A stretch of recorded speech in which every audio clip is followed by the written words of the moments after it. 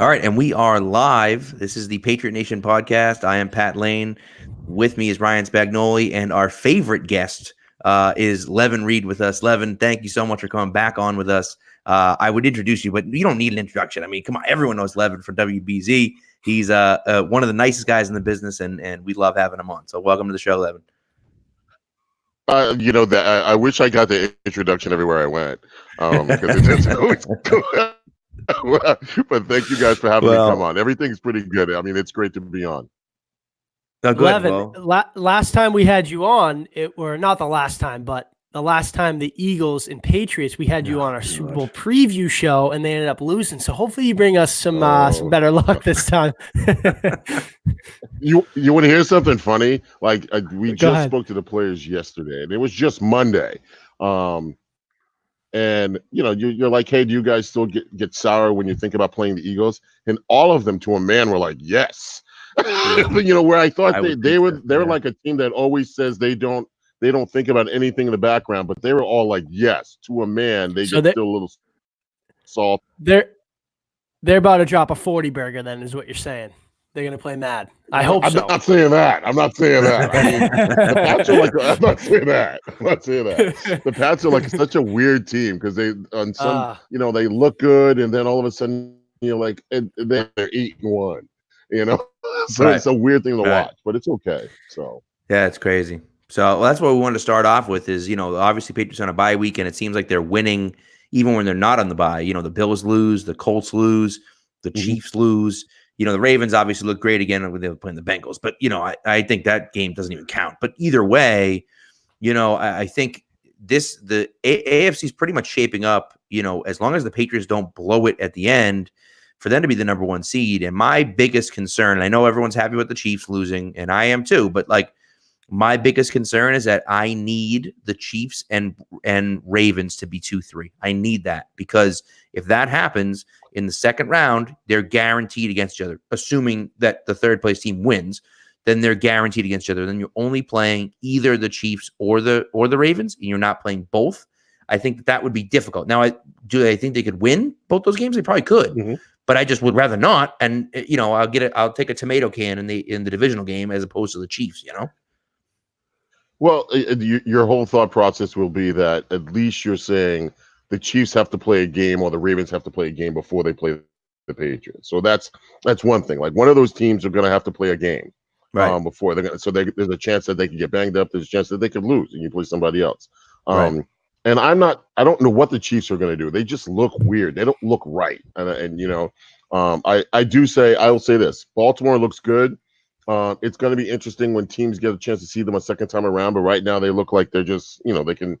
I mean, it's hard to roll out that running attack and then that tight end attack and one burner in Marquise Brown, and they just seem to be, it's if you don't see it, it's hard to practice against. And finally, when you do see it, let's see how they come out against everybody else. But it'll be interesting. It'll be interesting down the road. Yeah, and to your point, Pat, no one is whether the Chiefs they finish 12-4 and they went out, or they go 10-6 and sneak in. You don't want to face them in the second round, because they're good enough. Any given Sunday, they have the talent to beat you if you don't show up. I'd rather take our chance with that in the AFC Championship game than the divisional round. But Levan, to your point with Baltimore, and I think this is just why they're having so much success. If you notice, they get out to early leads like they did versus the Patriots, and it's so hard to come back because they can control the possession, they control the clock, and I think that's where the Patriots struggle. I mean, they spotted them 17 early. You knew the game was over with the way they attack offensively. I didn't think the game was over, and I thought that Belichick did a great job, or at least the defense did a good job in that second quarter. I mean, put it this way: if James White doesn't trip over his own feet, it's 17-7. It's half. And it's 0-0. You know what I'm saying? Now you're starting 0-0. Right. The Pats get the ball, and then Julian Edelman, if he doesn't fumble, you go up another 7. So I thought they did a good job of saying, and I will say this, going and talking to some of the Ravens players, the defensive players, they were exhausted. Because you remember how that second went. The Pats kind of just did whatever they wanted to go with their hurry-up offense. And I think that's why they didn't play N'Keal Harry more than anything else, with that hurry-up offense to keep their defense on the field. So if they were like, if you're going to run the ball, then we're just going to keep you guys on the field as much as we can. I mean, they had a good mindset. They just couldn't hold on to the ball. Right. Right. There's a lot of, and uncharacteristically of the Patriots, they had a lot of mistakes, a lot of mental errors, and you just look at it and just say, the chances of that happening again, against the same team. Never mind, now it's probably going to be at home as opposed to on the road, and it's in January where they play so well all the time. Yeah. It would just be extremely rare to see something like that happen again, and like you said, that's not to cut you off. And that's why I was so shocked when they won the toss. I know, typically they do like to defer, but with Baltimore getting an early lead like that, it's digging a hole because look what they did. I think it was that drive late in the third, early in the fourth. They had like a 15-play drive for 8 minutes. Like that, it's hard to beat a team like that, especially when you're trailing. I will say this though, and I will give John Harbaugh and the Ravens a lot of credit because they had an extra week. Obviously, they were coming off their bye when they were playing the Patriots. Their first 11 plays were perfect. I mean, they were just perfect. They ran those plays. That first drive was for 11 plays for like 75 yards in like 7 minutes, and then their second drive went for another 11 plays. So you're figuring they had 22 plays, and the Patriots had 3. I just thought that they ran everything to perfection for their first. So they practiced those plays. They had them down. And then once they got slowed down, I mean, there were 2 plays that stick out to me. It was that 4th and 4 where I thought they ran a pick play and they got to Mark Andrews on the right-hand side. They made it. And I was like, they got the 5. And there was a play where Winovich got in his face and he just threw it up there. And it got to, it score was 30-20. It was like 3rd down and like 5 or 6. And he just threw it up there. And they just beat Terrence Brooks as it got to to Andrews. And I was like, okay. So, but I mean, the game was closer than it was, 37-20, but it was closer than that. It was still, the Patriots still have to figure out, left tackle position. They got to figure out run defense. But at the same time, the game was closer than it was. Yeah, no, and I agree with that. And so, I mean, look, it's one of those things where the Ravens scare me because of their attitude more than anything else. I think that, when you look at the attitude that they bring, they're not afraid of the Patriots. And I feel like there's so many teams that come into it, like, for instance, just they didn't change who they were. They said, we're running our offense. We're going to run the way we run. And this is what we're going to do. And a lot of teams, when they play the Patriots, they say, okay, we're playing the Patriots. We have to be perfect. We have to do something different. We have to try to mix it up on them. And it's like, you just don't have to do that, And so don't play out of yourself, I will tell you this though, Pat, and this is to the Ravens thing. Nobody's doing what they're doing. I mean, they're the only one running that scheme. So we're going to change it up. What would they change it up to? Would they try to pass the ball? Right. I mean, that's not what they're going to do. I mean, you're right. This is their scheme. Nobody in the league is running this scheme. So they're going to run this scheme regardless. Like if you stuff them on the run, there's going to be a game down the stretch where there's going to be a stinker. They're going to have like bad running conditions or anything like that. And you're going to watch it and you're going to say, well, can they switch to another scheme? And I'm not sure they can. This is who they are. They are a power running team, big offensive line, power run, 3 running backs, 3 tight ends. This is who they. Yeah. All right. So, let me ask you, if you had to pick one team in the AFC that you think is the biggest competition for the Patriots, who do you think that is? Who's the team you want to see the least in the playoffs? It's only because it's going to be the Ravens, and I'm going to tell you why. And this is why I'm not afraid of Kansas City, because the Patriots' strength, I think defensively, as we all can say, is their secondary. So now when you're forcing their secondary to tackle instead of cover, you're not doing anything for them.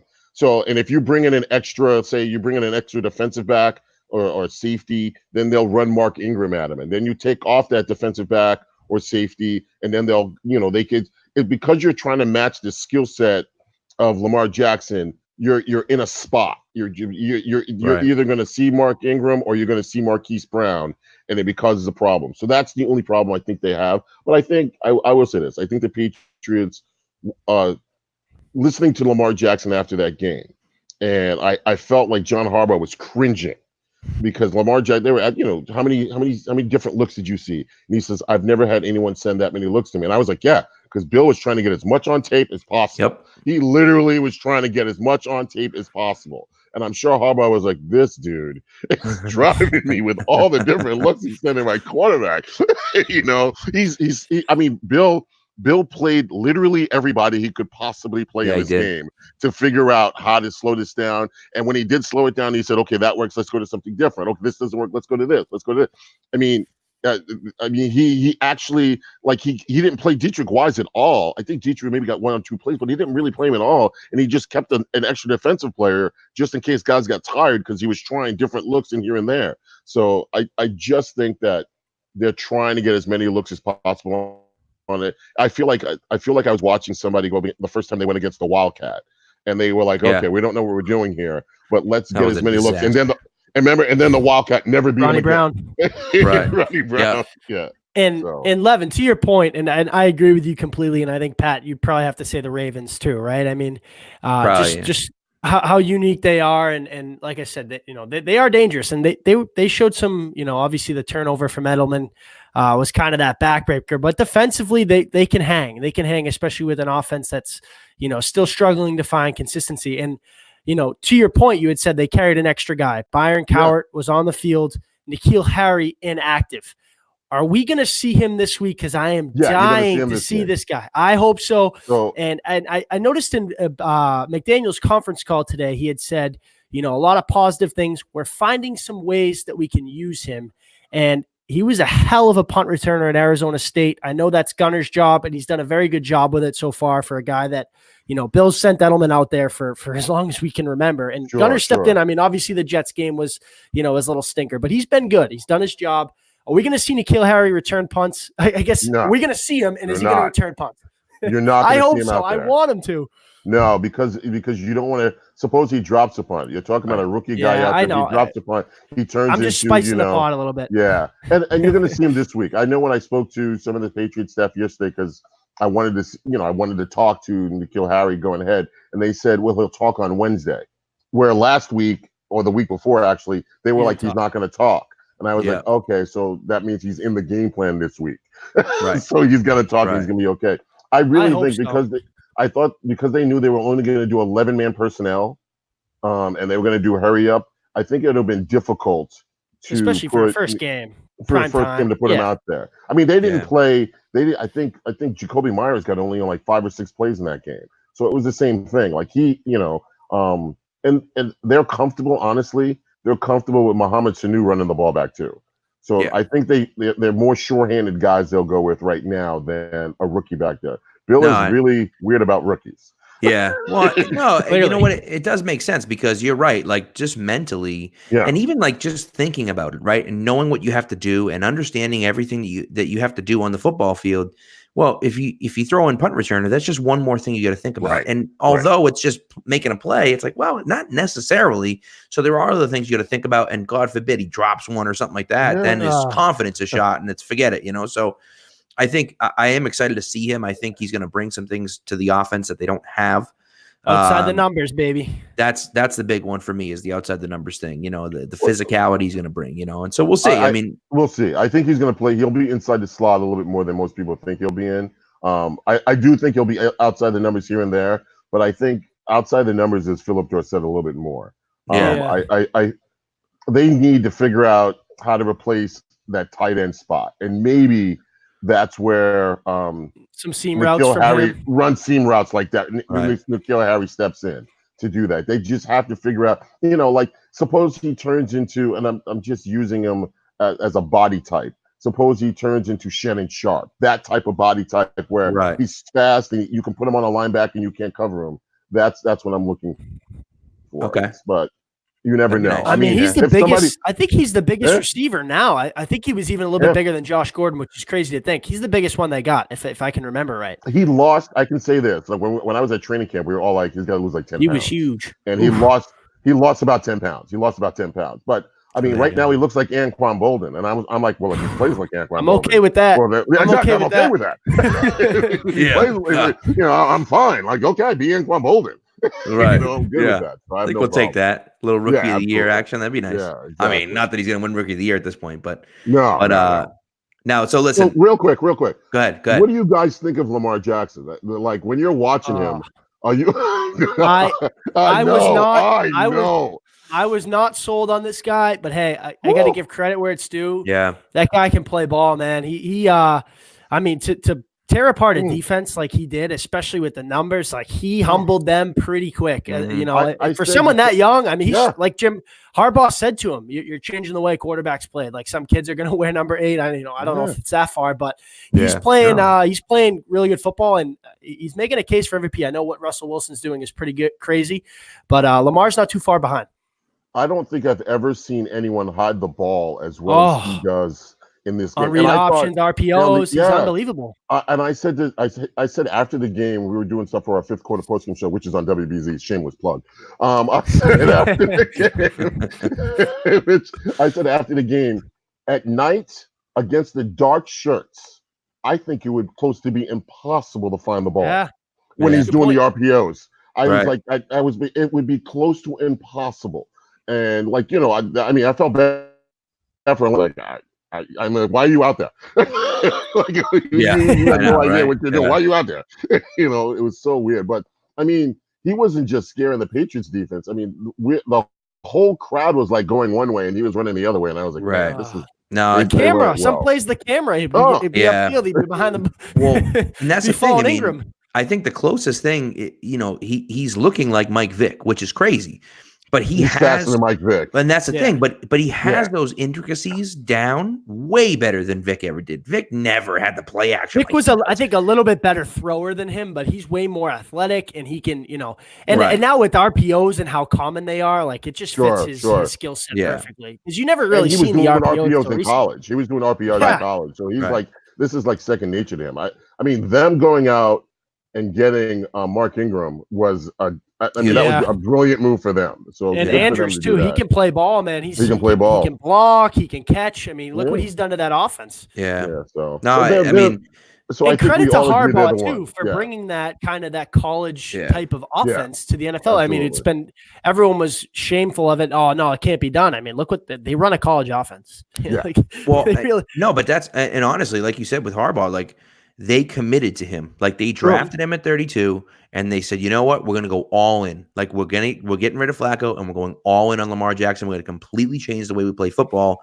And it took a lot of balls to do because, you know, it's like it's one of those things. And now whether Belichick would ever do that or not, I don't know. Like, but he's the same way where if he saw a generational talent like that and he really thought like this guy can change the way we play football, then maybe he would do it. You know, and I don't know. I mean, maybe, you know, Harbaugh just didn't have another choice, but to do that, I thought took a lot of guts to do that. And who's your surprise player on the Patriots at the break? At the who would, if you were going to pick a player that we did this last week? Player. You did it last week. I didn't. Sorry. No. Thanks for listening, Levan. Appreciate it. You know what's funny?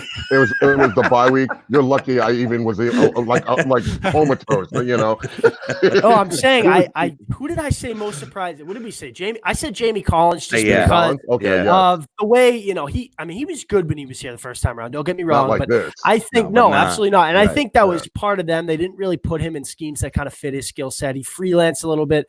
But I mean, if you were to tell me that the numbers he's put up halfway through the year when they signed him in the offseason, pretty late, kind of went under the radar. He's been unbelievable. I mean, No, and we had two others, the Chase Winovich and Karras. Winovich is just, I mean, like, how often do you see? And you said ran Michael Bennett out of town.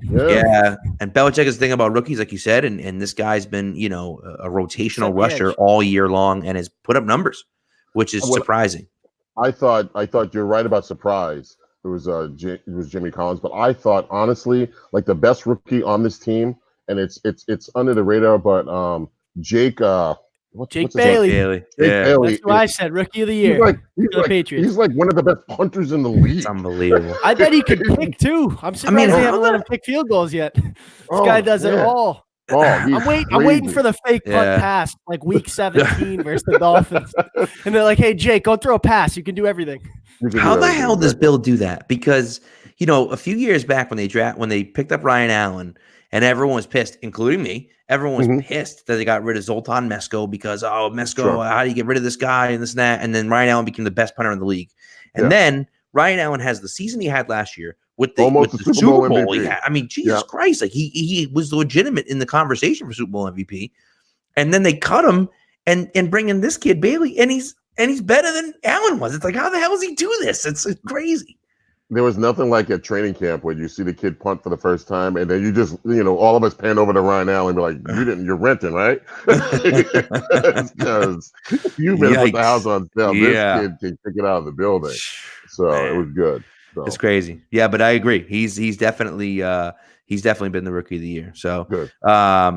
Yeah. I mean, so what do you think? So all right, let's go through your list then. MVP. Who do you got as your MVP? League MVP or team MVP? Team MVP. Wow, you know what? Let's do both. Okay. I like do the team MVP first, and then we'll talk about the league MVP. I think the team MVP is easy. I think it's just Julian Edelman. He's been playing hurt. He's the only option they really have on offense where the offense is sluggish, and he's still the chain mover. He's on tap for another 1,000-yard season, and again, he's Tom Brady's guy, and I feel like when you watch when you watch a typical thing like Baker Mayfield, like it's 3rd and 6, and maybe Baker Mayfield doesn't think that Odell Beckham Jr. is open, and you should force the ball to that guy, the guy that's your guy. So that's how I feel. League MVP, Russell Wilson is a star. I mean, he really is. He's just a big star. So I think Russell Wilson's a huge star.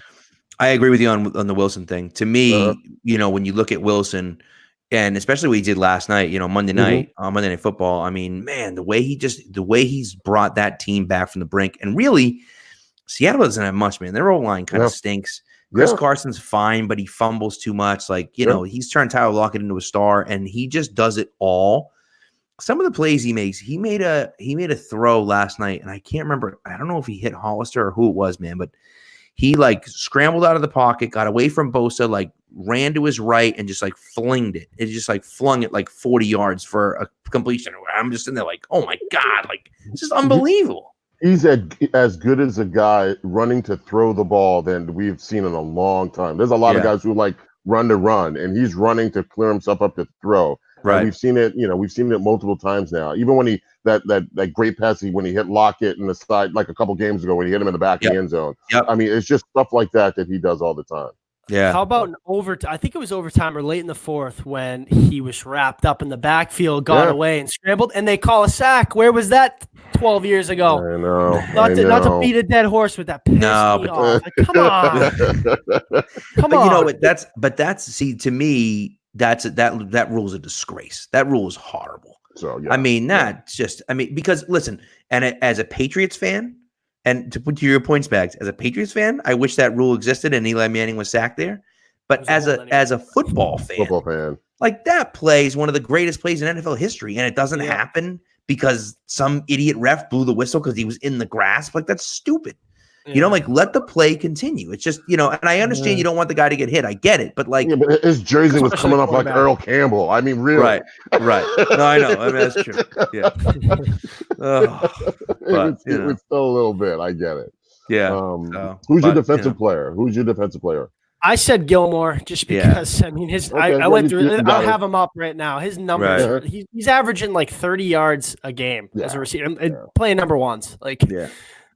I think it's insane. He's crazy. I'll say Devin McCourty only because I was going to say dark horse because he's just dark horse, but it's Gilmore. Yeah, I'll take either one of the Bosa brothers for whatever you want to call it for. How the hell was Nick Bosa so good already? What the hell is going on? If you're his dad, you just walk to the mailbox naked. Yep, pretty much. How you doing? That front seven though, their front seven. God forbid we face them down the line and in the big dance. That front seven can give our offensive line some problems. They are athletic. They're quick. I mean, did you see? There was the first series of the game. He literally bull rushed the center. He ran him completely over. And it got to Wilson. I forget who their center was, but it was crazy. Yeah. One thing I will say about San Francisco, and I saw it Monday night. I Jimmy G's been good, and I like Jimmy G, and I think he's a very good quarterback. He got away with a lot last night. He looked not that good. Really There's something bad. Wrong. He looked really bad. And I know Kittle wasn't there, and Sanders got hurt. I get it, but man, he looked. Even early in the game, though, he should have thrown 5 picks in that game, and I fell asleep in the 4th, if you can believe it. why did I think his arm strength was more than it was? Like It is. I was watching some of those passes, and I was like, I'm like waiting for it to get there. A lot of and ducks. A lot of ducks. A lot of ducks. Yeah, Right. A lot of stuff like that. So and so and look, maybe he because Brady at the beginning wasn't as great as he is now, obviously. Yeah, obviously. And so he's doing some of that same stuff that Brady was doing, where it's kind of putting teams in position to win and everything like that. And you got a great defense on the other side, and so you kind of have a lot of those turnovers and stuff. But man, some of the plays, he just like, I'm just watching him, like he's got a little happy feet in there, and I just and again, it's his first real test. They haven't really played a team before Seattle, and he kept it close. But like, I just felt like, as I'm watching the game, I'm like, San Francisco's giving the game away, and Seattle just keeps blowing it. They just can't take it, And so I looked at it almost like an issue where I thought that, San Francisco just didn't play well enough to win. And Jimmy G,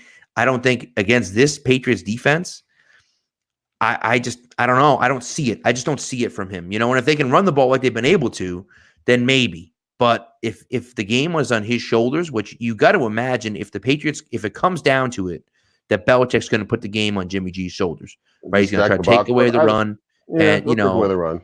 And so but I don't know, but I just don't know if he can do that, So what do you think about the Philadelphia game? Is it a tough game or is it not a tough game? I'm looking forward to. I want to put a beat down on him. Why can't you just win by one? I'm so sour from that from the Super Bowl. Well, it's going to make you feel better. It will. It'll make me. It doesn't count, right? The Eagles are gonna win. If the Patriots win, they're not like running off with confetti and a trophy. Right. No, I mean, I hope not. They're not taking team photos at midfield like the Ravens. They're not doing that stuff. But no, the Eagles are gonna. They'll be like 6-6 and rattle off 3 or 4 and sneak in as a 6 seed and somehow be like a play away from the NFC Championship game again. Like because that's what just happens. Yeah. Oh. I don't know. I think it's a win for the Patriots. I just do. Sure. That secondary is so bad. Yeah. It's so bad. Yeah. And so that should be pretty nice. 2 weeks. Yeah. I said we were talking about it yesterday. You were just mentioning your Jimmy G point. I would hate to be a quarterback who's mediocre in the NFC, knowing that probably through the playoffs you're going to have to see Aaron Rodgers, you're going to have to see Drew Brees, and who else are you going to have to see? You're going to have to see I forget that you can bring in Carson Wentz if you want to, but you're going to have to see a lot of guys who are like top of the line quarterbacks in this league, and you're going to have to see them as you go through the quarterback situation. Yeah, Russell Wilson. Yeah, Russell Wilson. Right. It's going to be. I mean, it is. It's one of those things, man. And I don't know. I mean, Philly's fine, but I just think that should be a win for the Patriots. That should be a win. And so. So we'll see. I mean, obviously, there's no way to know ahead of time, but I just think the way the Patriots defense has been playing, they should shut down Philadelphia's offense. Not easily, but should handle them pretty well. And that Philly defense, just the secondary is bad. So bad. And I will say the Pats play well after. I mean, I know Philly's coming off a bye also, but the Pats they play well after byes, and they're it's third straight week they're facing the team coming off a bye. I mean, if the schedule makers didn't have it in.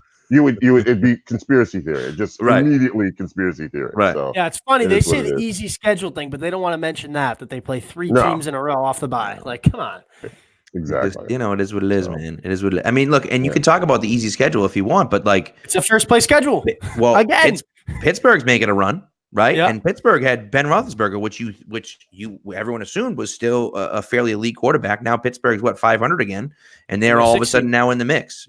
I was not a huge fan of Mike Tomlin, and I have to give it to him because he's done a great job this year. He really has. Fantastic job, especially defensively too. Yeah, where he has holes. In the that past. Micah Fitzpatrick's deal was a steal. He's unreal. Yeah. So. I thought I was like, first round pick. I'm like, that's a lot to give up, especially with the Steelers being terrible and this and that. Mm-hmm. They've turned it around. They make the playoffs this year.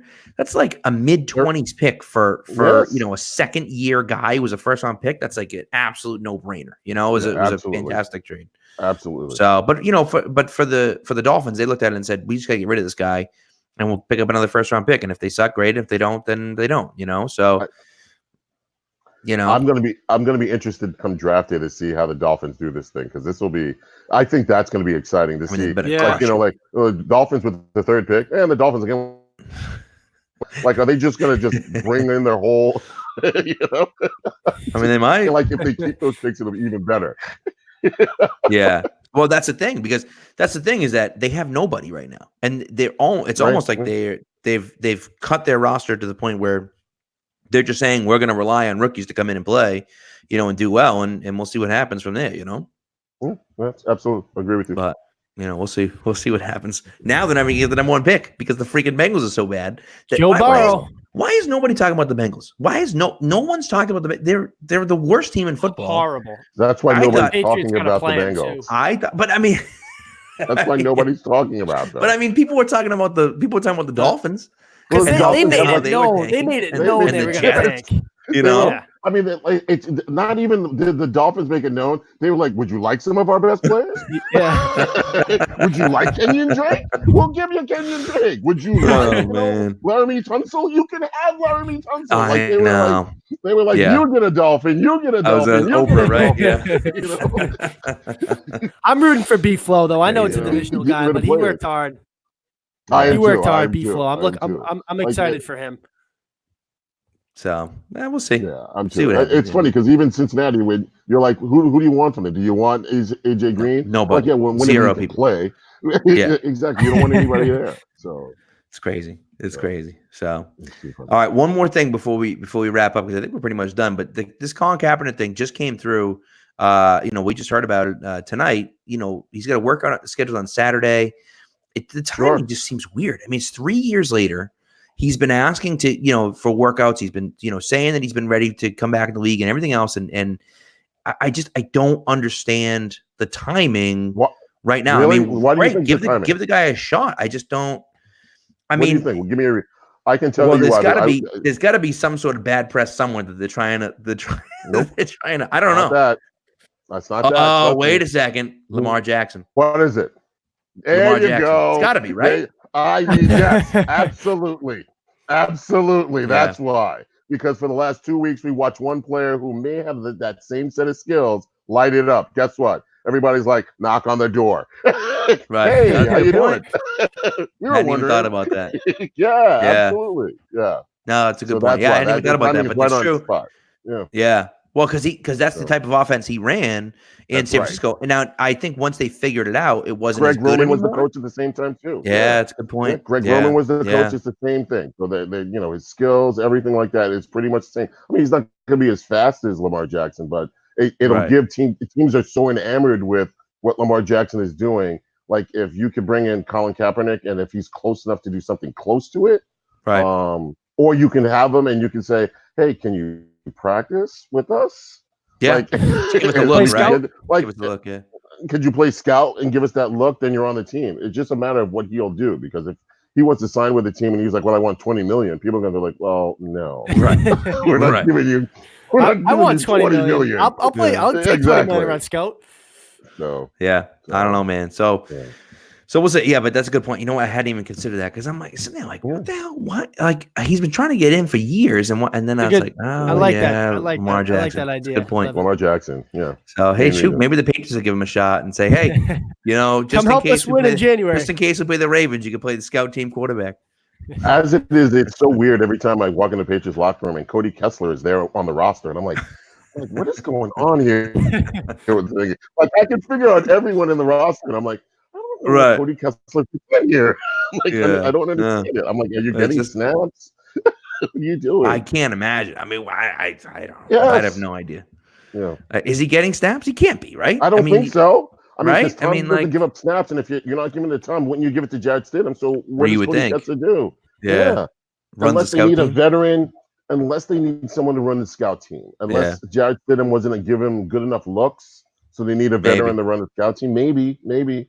Which that doesn't bode very well for Jared Stidham's future. No, it doesn't. It doesn't. If he can't pick it up just yet, so I told Andy Hart at the ceremony. So I got a press pass. I saw you actually when it was raining out that day. Yeah, exactly. And I was in the press box and I said to Andy Hart, I'm like, he's the next guy. He's the next guy that's going to start at quarterback for the Patriots. I mean, he's going to be very good. I'm not saying he's going to be great. I'm just saying he's he's good enough that he's going to be the next starter for the Patriots. And he laughed. And then he threw that pick 6 interception. Yeah, that wasn't. And Well, that was. yep. That Tom, wasn't. go back in. It was a few months later. And I was like, dude, the spread was 14. What are you doing? I hung my head in shame Yeah. on that one. But it is what it is. So we'll see. But all right, so I think that's it. I think we're fresh out of topics. Levan, before you leave, I know you gave yourself a shameless plug already, but before you leave, why don't you just plug yourself? Tell us where people can see you and read you. You can watch me every day on WBZ and CBSN Boston, which is our new channel, which apparently is streaming live all day and all night long. Really? And I end up doing more. Nice. Who knew? I'm doing so many things for them. I had no idea, but it's that. And then you can catch us on our 5th quarter post game show after these games. On TV 38 or WBZ, and you can also catch us through our preview show on Patriots All Access, which is Friday at 7, and Patriots Game Day, which is on 11:30 at Sunday on WBZ. So we're everywhere. We really are everywhere, and it's a great thing. I can say this: the Patriots are what the league needs, and I say this to people all the time. Like, I have friends who are like, how's that job with the Pats? So you working 24/7? I'm like, yeah, 365, baby. I love it. It doesn't end. It doesn't end, Right. No, it doesn't. Fails, I had a laugh because the Saints, they lost the Atlanta Falcons the other day. And it was like, they only scored 9 points. And I said to somebody when we were doing stuff on television, I said, if the Pats would have scored only 9 points at home to like the Miami Dolphins, media would have flown a helicopter in, and they would have done like 9, 10, 15 live shots. I'm like, everyone I watch was like, it's okay. That's the Dolphins. Miami, the Saints just had a game that they just had a hiccup. I'm like, what? Right? A hiccup? You lost to a bad team. So, you're so right, though. You are. Yeah. Well, especially after the way Bridgewater played with them and the way they played with Bridgewater under center, and then Breeze comes back in, and they kind of struggled last week, and then they have that game after the bye. Oh, yikes! And I can tell you this: there's no love lost. Those two teams really dislike each other, between the Saints and the Atlanta Falcons. When we were in the Super Bowl in Atlanta, and it was the Rams got there. That was last year. We were in the Super Bowl in Atlanta, and the Rams got there. The Atlanta fans were like, I was like, we'd go around and talk to, did you think that was a bad call? They were like, no, he was in his right way. No way the Saints should ever come here. People were like losing it. They were like, nope, as long as the Saints lose, we don't care. That's great. So that's funny. It's funny. Well, all right. Thank you so much for having me on. Thank you. Thanks, Levan. Appreciate it. Yeah. Thank you so much, Levan. We'll have to do it again. Hey, listen, anytime you want to bring us on the post-game show, you just let us know, will you? We're available, I wish I could, but of course, I am not in charge of any of Okay, they have someone who does that, and thank God for that. I know, right? The last thing you want to worry about. You just got to show up and talk. That's it, right? I just got to show up and talk. So, anytime. Thank you guys so much, Joe. All right, Levan. All right, Levan, have a great care. night, all right? Okay, bye-bye.